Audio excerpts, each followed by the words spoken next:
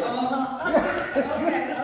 All right, let's move on. Let Exodus. Here we go. You skipped one. I know. You can read it for homework. All right, we'll get your spiritual food. I say don't read these. All right, here we go. Let Exodus. Now we're coming out. It says, now the sojourn. That just means you're somewhere temporarily. Of the children of Israel who dealt in Egypt was how many years? 430. That's a long time. Oh, that's a long time. Now, you know 430 today is not the same 430 back then. But anyway, it's still a long time, okay? And it says it came to pass at the end, here we go, of the 430 years, even the self-same day it came to pass, that all the hosts of the Lord went out from the land of Egypt. It is a night to be much observed unto the Lord, for bringing them out from the land of Egypt.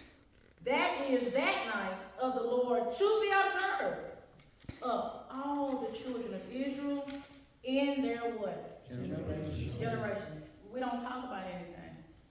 We don't talk about anything. We don't talk about how God has delivered people in my family.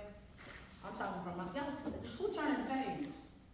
Okay, make sure y'all on the right page. I don't need y'all going ahead of me, okay? All right, because I hear stuff, I'm like, wait, don't do that, okay? All right, then I want us to look at these generations.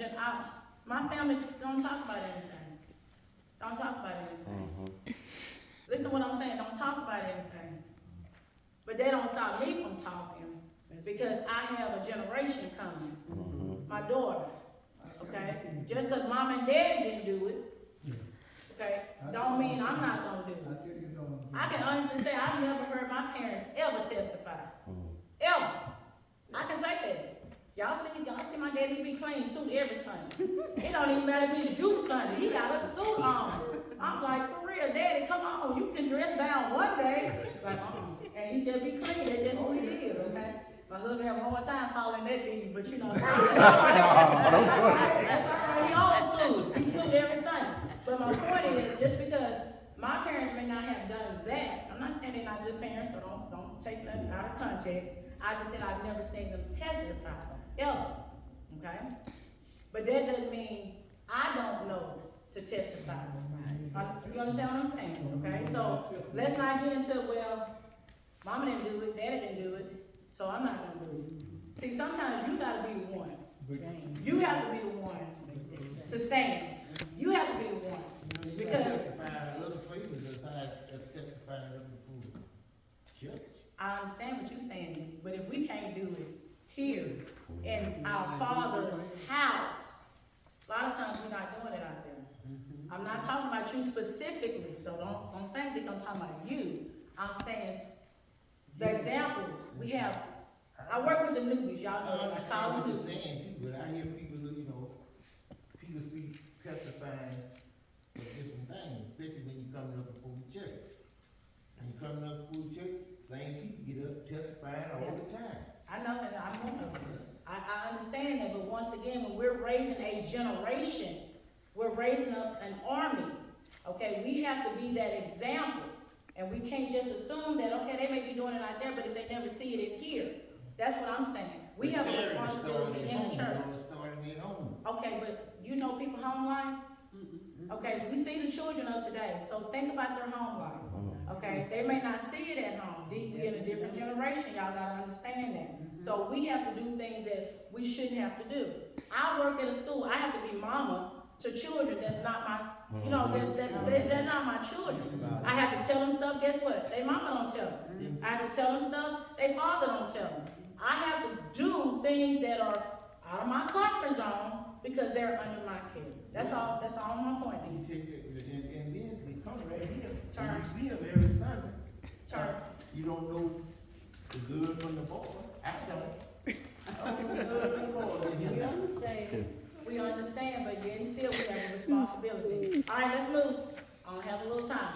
All right, Pharaoh pursues Israel. My question is, what's pursuing you? What's pursuing you? Sin, temptation. Just think about it. What's pursuing you? We know Pharaoh pursued Israel. So just think about what's pursuing you. I'm not going over all the verses, but I want to touch on some of them. Let's look at verse 1, and I'm sorry for the small print, but okay. All right, so here we go. It says, and the Lord spake unto Moses, saying, okay, he told him what to do. Remember this Old Testament, so God spoke to, prophecy, okay? So Moses spoke to the children and told them everything that's going on, okay? I'm gonna go to verse 4, and it's bold. He said, God, now this God talking, and I will harden Pharaoh's heart, that he shall follow after them. So who is Pharaoh following after? The children of Israel, okay? Now, in order for him to do that, what had to happen to his heart? Heart. Who did it? God. Okay, you see how we're doing. And I will harden Pharaoh's heart, that he shall follow after him. Then I, who is I? God will be what? Okay. So all this was in the plan. So we think about these people with hard hearts and all of this. Some things we don't know. We don't know why they act like that. Right. We don't know why they do what they do. God is always in the work. Okay? Okay, it says, now that the Egyptians, continue with this scripture, may know that I am who? The Lord. So God had a reason for hardening his heart. And it was bigger than whatever we saw on TV, all of that, because we have to get into the word. We can watch and listen, but we have to get into the word to make sure we get a full understanding, okay? So let's look at verse 5. And it was told, somebody always telling something. It was told the king of Egypt that the people fled, they left.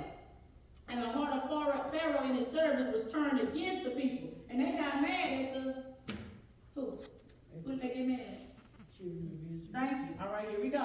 And they said, why have we done this? Why we let them go? What's going on? Because if they gone, who gonna do the work?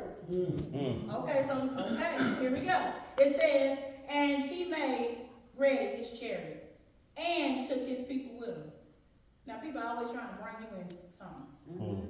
But be careful of people telling you to get ready, let's go. Yeah. You better ask them where we going. Okay, here we go. And it says he took 600 chosen chariots. So that means he had some more. Okay? And all the chariots of Egypt and captains over every one of them. Okay? But until that happened, his heart was hardened. Okay, let's continue. And the Lord hardened the heart, said it again, of Pharaoh, king of Egypt. And he pursued. What does pursue mean? He chased after them. Okay? Now this is, I always call this a generation, I call show me generation. Because you always got to show them stuff. You can't tell them nothing. They won't listen to nothing you say. I have fifth graders, they don't listen to nothing I say. Show me generation. Literally, you tell them for what? Look how much time it takes to talk to people. And when you get through talking to them, you tired. I always tell people, fool today, probably gonna be a fool tomorrow. That's just the way it goes. That's the world we live in. We gotta understand that, okay? All right, so let me move on to